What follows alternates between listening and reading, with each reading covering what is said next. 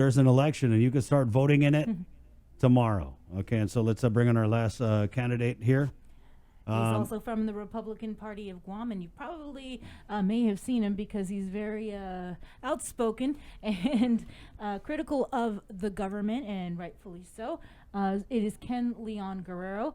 I know I've seen many of his posts on Facebook and YouTube, and in the past attended many of his press conferences. So let's bring him on now live via Zoom to talk about why he is running for a seat in the 36th Guam legislature. Ken, are you there?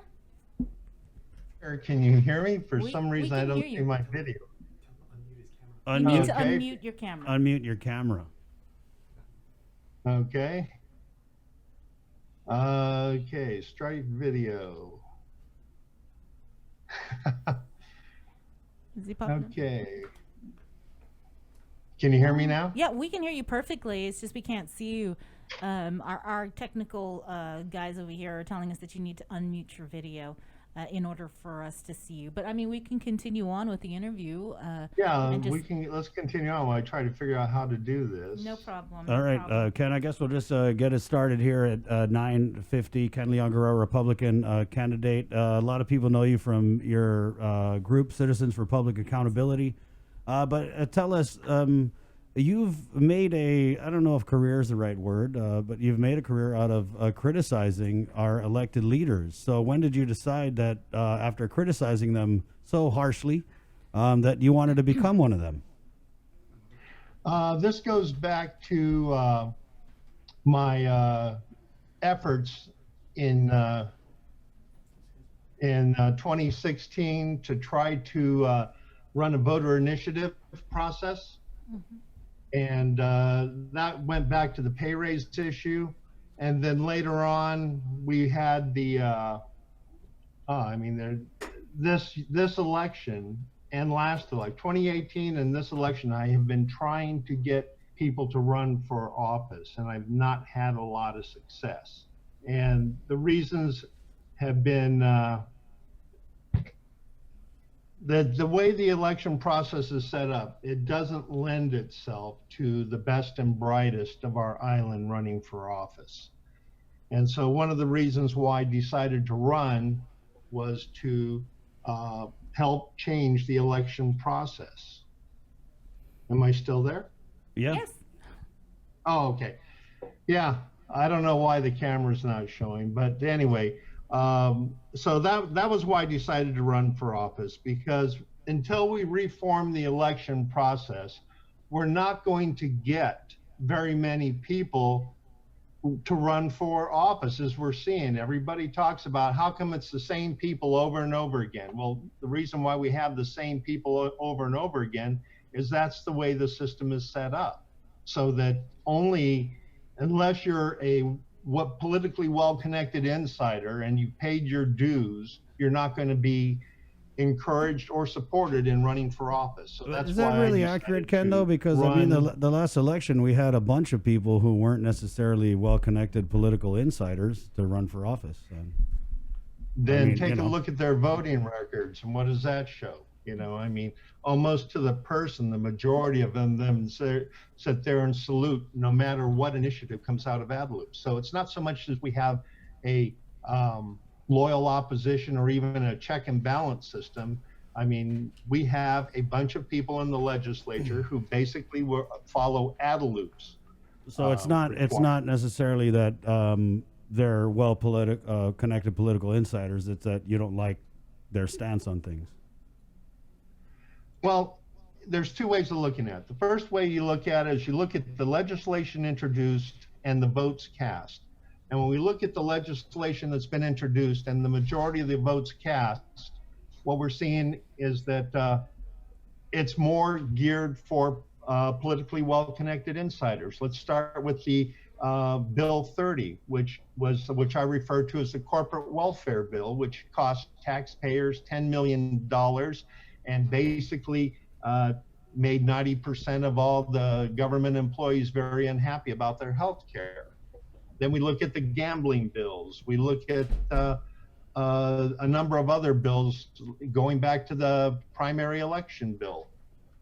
So there's been a lot of legislation that's been passed that serves primarily to benefit politically well-connected insiders over the people of Guam. I can And we appreciate see all the of same your names. I can appreciate all of your efforts to hold our government and our leaders accountable. That's without question. So you now, though, are planning to run or are running for senator. So what kind of leadership, what kind of bills can we look forward to you introducing if elected? Well, the first, I have 6 areas that I want to focus on. The first one, of course, is election reform. Secondly, is the government finances. I mean, the government goes back to the fact that they're prioritizing the wrong things. They should be prioritizing public safety, public health, public education, but they're not. Millions of dollars have been diverted to pork barrel projects and pet projects. I mean, for $400,000 to send people to FESPAC, if we took that $400,000, that would buy 25 trained drug dogs and the training for the handlers to help battle the drug inflow. So there are many areas there that could be addressed. The next area that I want to focus on is corruption and crime. We have an attorney general that what I want to do is have him reappointed by the governor to represent the government, which is what they do, and have a publicly elected prosecutor. That way we will have an elected official that's answerable to the people of Guam, serving the people of Guam, because over the past 3 attorney generals, whenever I brought issues of conflict of interest, ethics, or even potentially criminal activity, I've been informed by the Attorney General's office that they represent the government and the governor. Therefore, they're conflicted out. Yeah, Ken, A but I mean, prosecutor elected by the people. Ken, you've brought a bunch of lawsuits against the government of Guam, and some might say they were frivolous. So, are you now saying that because you brought lawsuits that nobody really entertained, that now we need to throw out the whole elected AG system and get a new way of doing things? They were not frivolous, and I'm still in court on 2 of them. So, but the problem is that when you bring these issues to the Attorney General's office, they refuse to deal with it because they represent the government. And when I go into court, guess who sits across from me? The Attorney General. So that's why we need a public prosecutor who represents the people of Guam, not the government of Guam. And that's allowed in the Organic Act. So we just need to stand up that provision. What about I see what he's saying, because with the quarantine issue, you had the AG's office representative saying that they couldn't testify because they were representing correct, the but governor. maybe the AG needs to re-examine what he thinks his role is as the Attorney General. Ken, when we talk about holding elected leaders accountable, right? There's just this big cloud with you when you Google your name. We all know you're with Able Industries. There was a whole scandal with disabled employees not getting paid. And that's what I think of when I think of Ken Leon Guerrero. And so if you could just maybe clear that up. Can it be cleared up? Did the disabled employees that were under your charge ever get paid? Is that case been closed? Yes, they got paid. That's the funny thing there. Nobody in the media has done the research. I mean, they throw these charges out willy-nilly and at random, but no one does the research, because all they have to do is go to the federal court and pull the file. There's about 800 pages of documents that detail the fact that the employees have been paid. But no one in the media has made the effort to go and do the research on that. So what they're doing is going. So we'll go sort through 800 pages of federal court documents so that we can figure out what really happened. Ken, Look at the last document. The last document details the payment of the employees. Okay, so you paid the employees. Okay, you said election reform. You want to prioritize public safety, healthcare, and education. Focus on corruption and crime, and introduce legislation for a publicly elected prosecutor. Anything else? Well, we're going through a very, very unusual time. And I mean, if you think back 6 months ago, if you walked into a bank with a mask on, security would have you arrested. Now you walk into a bank without a mask, they kick you out. So everything is changing, and we as a society and a government need to lead the change, not be reactive to the change.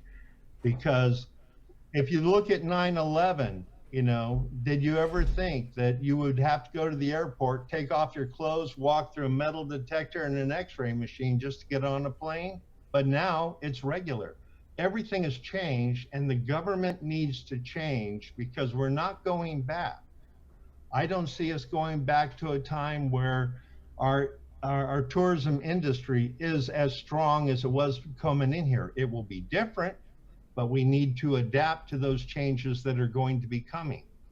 Our economy, we need to change our economy from where we have more than 60% of the employees working in low-wage service sector jobs, because we're seeing the fallout from that now. We have thousands of people worried about being evicted. We have thousands of people worried about having cars repossessed so they can't get to work. I mean, there have been serious damage done to the families, the social fabric of our island, and we need to look at ways that we can start to repair it. And then that starts by putting the people first.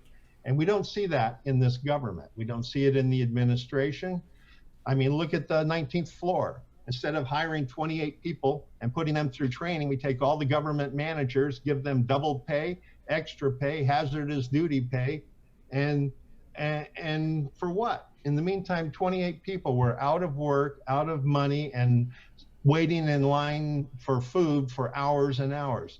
This government still is putting the people first. I mean, we're hiring deputy directors for non-essential agencies when we should be hiring more people that have direct contact, like in social work, because to deal with the stress the families are going through. But instead, we're reprioritizing. We're going to put more deputy directors in. For what? So at every level of government, we need to make changes, because we can reduce the cost burden to taxpayers, but we have to do it smartly. It won't do any good to take 3,000 people and make them unemployed. What we need to do is we need to readjust how government operates, how government spends money, and more importantly, how government collects money. Those are the things that we need to be working on in the 36th Guam legislature. And I don't see that happening with the current group of incumbents. That's why I've been encouraging on my media and in all my writings and things that we need to get a supermajority of new candidates into the 36th Guam legislature if we're going to have any chance of changing things. Because as Albert Einstein said, insanity is doing the same thing over and over again, expecting different results. Re-electing the same people over and over again is insanity. Ken, So we've got there are a few people. 30 seconds. I don't know if that was your closing, but did you want to close? Why should people elect Ken Leon Guerrero, Republican, to a seat in the 36th?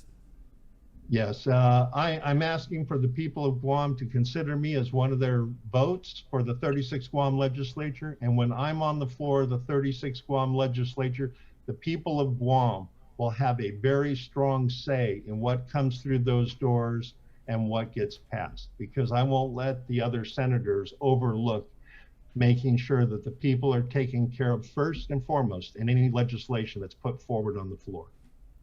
All right. Thank you so much, Ken. Best of luck to you. I wish we could have got you on video, but maybe the next time, because we plan on doing our Decision 2020 interviews after the primary election. Oh, okay. Thank you. Nice. All right. Yeah. Hopefully You you'll take care. figure it out by then, Ken. All right. Okay. There you Thanks, go. Ken. Ken Leon.